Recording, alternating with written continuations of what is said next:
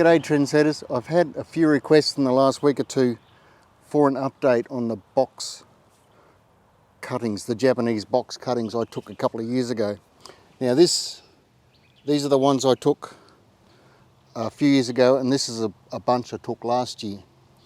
Now I know the size, they're not very big, but that's my fault due to a period of neglect where I just didn't do anything with them and they were stuck in a little pot for way too long. But they're well and truly, since I've potted them up into these 8-inch pots in a good high quality premium potting mix, they're really getting away, and they're going to be doing well. Probably summer next year. I'm in mid-autumn now, so summer next year I'll start deciding what shapes. These ones mainly I think I'll just make balls out of, and these ones I'll do more spirally stuff, but that's further down the track. These ones here, I'll pot them up, so they're only 2 or 3 inches tall.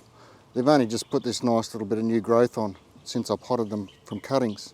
I took these cuttings very late last year, probably towards the end of, almost the end of autumn, and they sat there the whole time, all through what was left of autumn, winter and spring, and I think it was November before I realised that they'd struck roots, and I potted them on. So you can take these cuttings almost any time, but just you're going to have to be patient. It's not a quick process. But these guys, yeah, I'm hoping for a lot more out of these. That one's not too bad, it's a good size. It's nearly 6 inches tall, and he should double that by summer. Christmas is summer for us if you're in the Northern Hemisphere. So there you go, just a quick update. So it's 2021 and mid-autumn, and that's where I am so far with the box cuttings. I hope you've taken your cuttings and you're having as much success, but really it's just a matter of keeping the potting mix moist and a bit of patience, and you'll get box cuttings.